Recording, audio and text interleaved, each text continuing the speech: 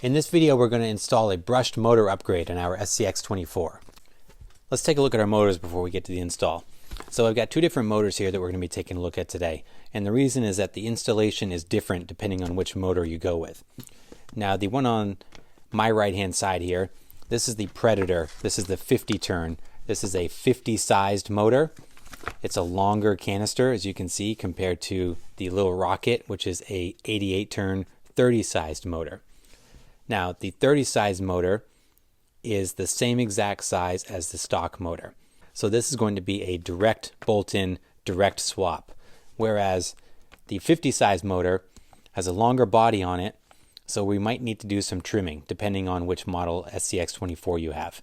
You'll also see that the 50 size motor comes with a new motor plate, and this is necessary to bolt this up to the SCX24 transmission.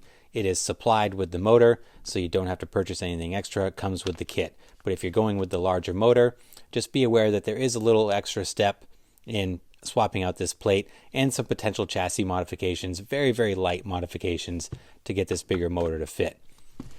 These are two of the three brushed motor replacements that Little Guy Racing Parts offers. There is a third that kind of fits right in the middle here, which would be the Reaper 66 turn. But let's get into the install. We're going to look at installing both of these. I'll show you the differences as we get going, and we'll settle on one of the two motors for our final product. Let's take a look. Let's get into this. So, to install these motors, you will need a 0.05 hex driver, 1.5 millimeter hex driver, a 4 millimeter nut driver. Depending on which motor you go with, you might also need some snips or some heavy duty scissors. Here's our rig here. We're going to be installing the motors in a deadbolt. Now, this deadbolt is pretty heavily modified with just bolt-ons, but the installation will be the same as if it was stock. So what we're going to do, first thing, before I get into this, whenever I do any kind of modifications like this, I like to take the body off. It just makes it really so much easier to work on it without the body flopping around in your face.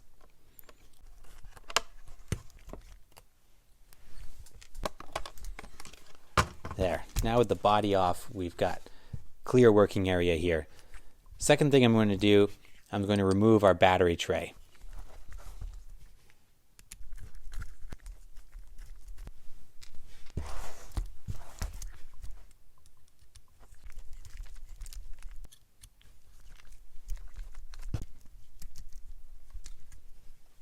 With the battery tray and the body off, we've got clear access to the motor here, no problem.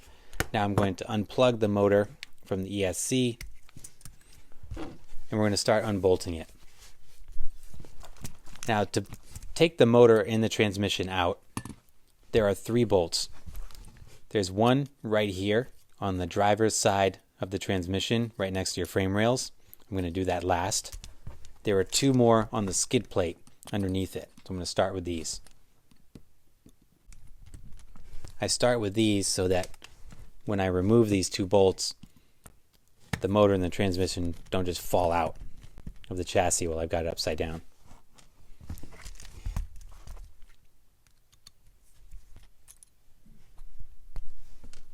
Now with these three bolts undone, pull the motor right out. No problem. Whole unit comes out. Now this is also running the Little Guy Racing Parts billet transmission. Same dimensions as stock. So again, the installation will be the same as if you were working on a stock unit.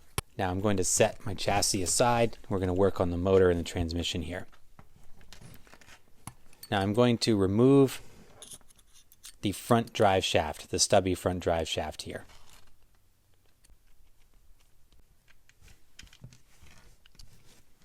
Next, I'm going to remove the transmission cover.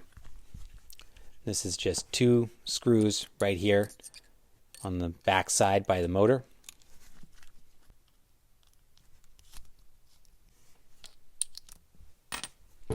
With the transmission cover off here, you can now see where the motor is bolted on.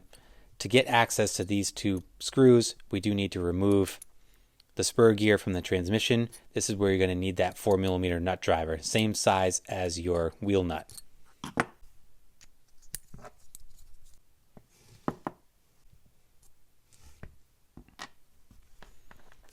Now, with the gear off, we have access to the motor. So To take the stock motor off, which is what we're going to do first, you need your 1.5 millimeter hex driver here.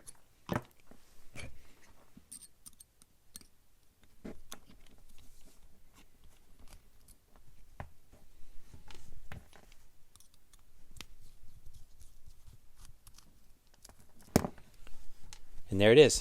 There's your stock 88 turn dynamite motor out of here, ready for the upgrade. Now this is where you're going to go one of two directions. If you wanted to do the little rocket motor, let's say we're going to do that one.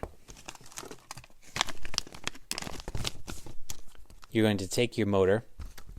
You can see that these motors do not come with the pinion gears pressed on, so you're going to do that yourself. So that's what we're going to do right now. So we have our plastic pinion gear. We're just going to press this onto the motor shaft.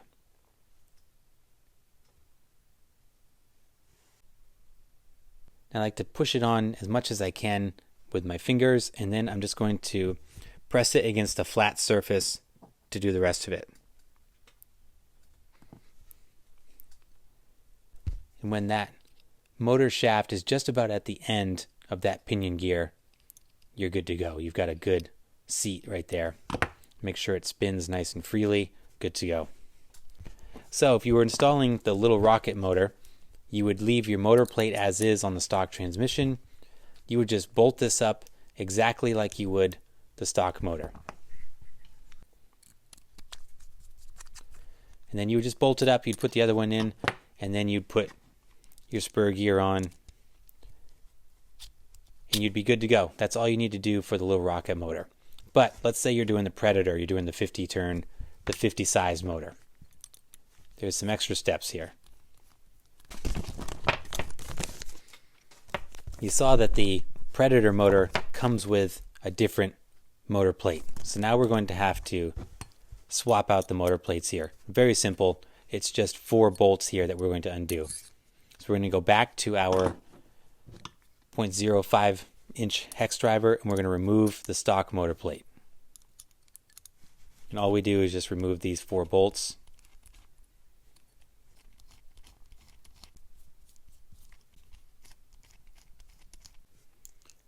You do need to be mindful when you take all these screws out, your transmission is now free to come apart as well. You see, it's able to crack that open. So just be mindful of that. Keep your transmission together. Now we're just going to swap in that new plate. It goes on exactly the same way, uses the same hardware.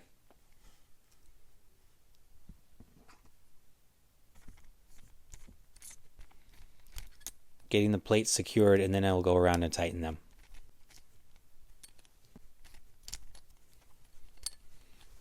Okay, with all 4 in there, now I'm going to tighten them up in opposite corners.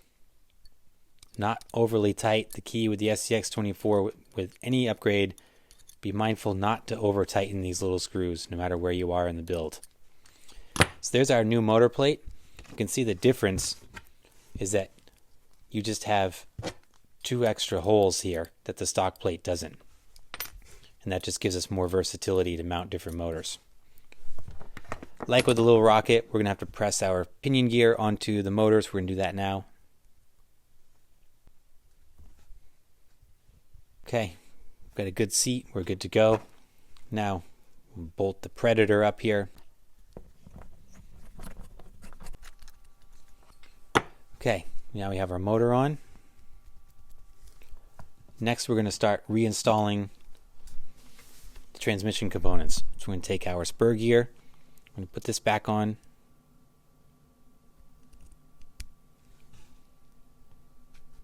And make sure we've got good mesh. Everything's nice and tight. We got nice free movement here. Feels good. Now we're going to put our 4mm nylon nut back on the transmission. Now, I cannot stress enough to be cautious here about over tightening this nut. Do not over tighten this nut. The reason is if you over tighten this, you will prematurely burn out your motor. And I speak from experience when I say that this is one of the easiest way to burn out your motor is to just over tighten this nut. You just want it tight enough so that there's no slop in the gear. It's almost just finger tight. I give it just a little bit beyond finger tight. You can see my gear has a little tiny bit of play in it, but I'd rather have that than the alternative. It still moves nice and freely. There's not a lot of slop in there. I've got good mesh. Do not over tighten the nut. That's all you need. We don't want any friction, any more stress on this motor and transmission than we need to. So now we're good to go. We're going to start reassembling the cover.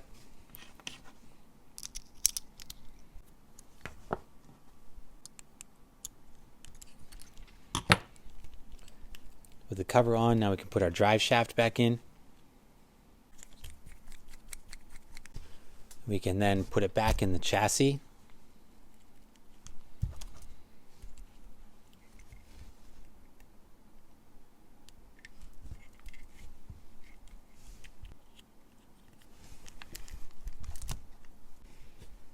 Now I'm going to secure it with this bolt on the inside first.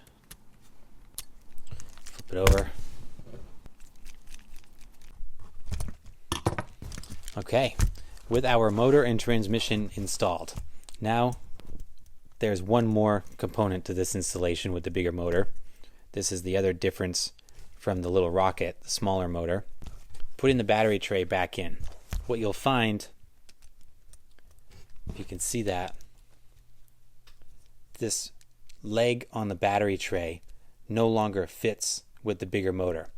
Because the canister is longer, right here, I can't bolt the battery tray into the frame here. So what I need to do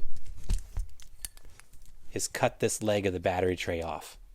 So let's do this in real time here. I'll show you exactly what I mean. This is where I said you're going to take your snips and we're just going to cut it nice and flush. We're going to leave all the other ones, so we'll bolt on that long one on the other side. These two should be good to go. Now, let's just bolt this back up.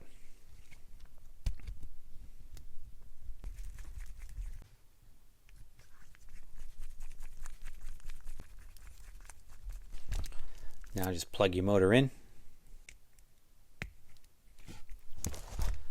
And there you have it. Brushed motor upgrade for the SCX24.